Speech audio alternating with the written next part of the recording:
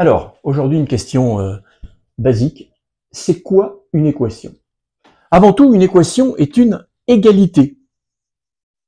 Ça veut dire que tant que vous n'avez pas le symbole égal, vous n'avez pas une équation. Si j'écris 3x plus 2, c'est une expression mathématique, mais ce n'est pas une équation. Donc, pour parler d'équation, il me faut une égalité. Alors, je donne un exemple. Donc, je demande par exemple de résoudre dans grand R l'équation, alors vous allez voir qu'il y a quand même pas mal de choses à écrire, d'inconnu petit x, par exemple, et je mets par exemple 3x plus 2 égale 0. Alors il faut bien sûr, regardez, c'est pas juste résoudre une équation. Je résous une équation quelque part. En général, on choisira grand R parce que c'est l'ensemble qui est le plus gros possible. Mais c'est pas le seul.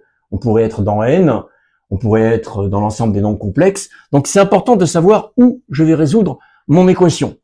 Résoudre dans grand R l'équation, d'accord, d'inconnu x. Alors en général, dans les questions, l'inconnu n'est pas précisé. Elle est sous-entendue. Bon, quand on voit 3x plus 2 égale 0, forcément l'inconnu, ça va être x. Mais c'est pas toujours aussi simple que ça, et il y a des cas où ce sera mieux de le préciser pour pas écrire n'importe quoi. Et donc, je reviens à la définition. Je vais donner un exemple d'équation. Donc ici, 3x plus 2 égale 0. Ça veut dire quoi? Résoudre. Ça veut dire donner les valeurs de x pour lesquelles cette équation est vérifiée lorsque je remplace par la valeur de x. Ici, on voit bien que x va valoir moins 2 tiers. Alors je l'écris. C'est pas très difficile à écrire. Hein. Donc 3x plus 2 égale 0 équivaut à 3x égale moins 2. Je sais, c'est ridicule, mais ne vous inquiétez pas. Et finalement, x égale moins 2 tiers. S égale, donc si je mets pas S égale, c'est comme si j'avais rien fait. Une solution donc unique qui est moins 2 tiers. Je vais y revenir tout à l'heure, un peu plus tard dans cette vidéo. Équivaut à, ça veut dire quoi? Ça veut dire quoi que la première ligne est équivalente à la deuxième? Eh bien, ça veut dire que les deux équations qui sont là ont les mêmes solutions. D'accord?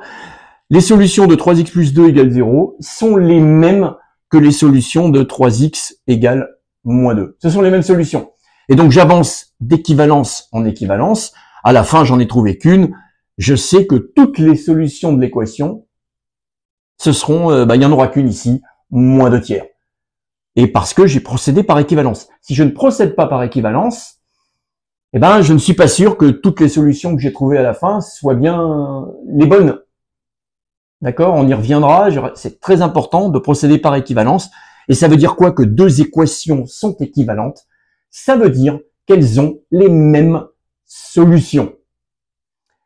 Je continue avec les petits exemples ridicules. Enfin, j'espère pas. Je vais mettre une autre équation en exemple. Et ne croyez pas que je coupe les cheveux en 4. Elles ont leur importance. Résoudre dans grand R l'équation 2 égale 3. Alors je sais, c'est un peu choquant la première fois qu'on le voit. 2 égale 3, c'est une égalité, c'est une équation. Mais vous allez me dire, ouais, mais il n'y a pas de x. Il n'y a pas de x. Bon, si vraiment vous voulez voir du x, je vais vous en mettre. Je vais mettre 2 plus x égale 3 plus x. Là, ça a une tête d'équation. J'ai une égalité, j'ai des x. Génial. Voilà, j'ai du x. Alors, je vais la résoudre. 2 plus x égale 3 plus x. Je peux virer les x à gauche et à droite. J'y reviendrai à la fin. Et j'obtiens équivaut à 2 égale 3. Est-ce que c'est gênant d'écrire 2 égale 3 en mathématiques? Non. Non, c'est pas gênant. Pas gênant, je vais pas mettre différent, je mets 2 égale 3. Mais je constate quand même que 2 égale 3, c'est quelque chose qui est faux. Donc j'écris que c'est faux. Et donc pour ceux qui réfléchissent un peu, qui ont déjà fait un peu de logique, si j'écris que 2 égale 3 est faux, j'ai écrit quelque chose de vrai. En mathématiques, en général, on écrit des choses vraies. 2 égale 3 est faux, c'est quelque chose de vrai. Revenons-en à l'équation. Je reviens à l'équation. Finalement, j'obtiens équivaut à 2 égale 3. Quels sont les x qui vérifient 2 égale 3? On réfléchit 2 secondes. Quels sont les x qui vérifient 2 égale 3? Il n'y en a pas. Vous pouvez prendre n'importe quelle valeur de x. 2 égale 3, c'est jamais possible, c'est faux, c'est toujours faux. Et donc, comme il n'y a aucun x qui vérifie 2 égale 3, je mets S égale l'ensemble vide. Cette équation, n'a pas de solution. Je donne maintenant encore un autre exemple. Je prends comme équation, alors, une équation qui va vous paraître encore une fois peut-être ridicule. Résoudre dans grand R l'équation x égale x.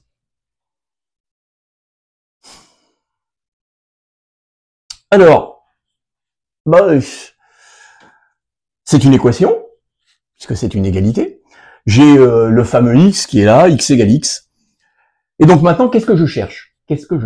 Je cherche les x dans grand R, donc les x réels, qui vérifient x égale x.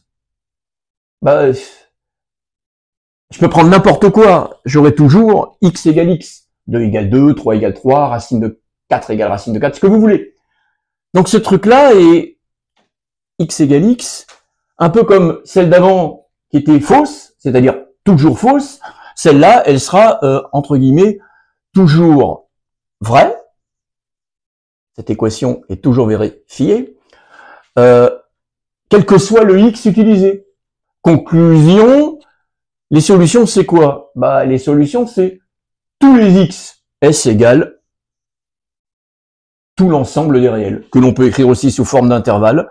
L'intervalle moins l'infini à plus l'infini, si ça vous fait plaisir.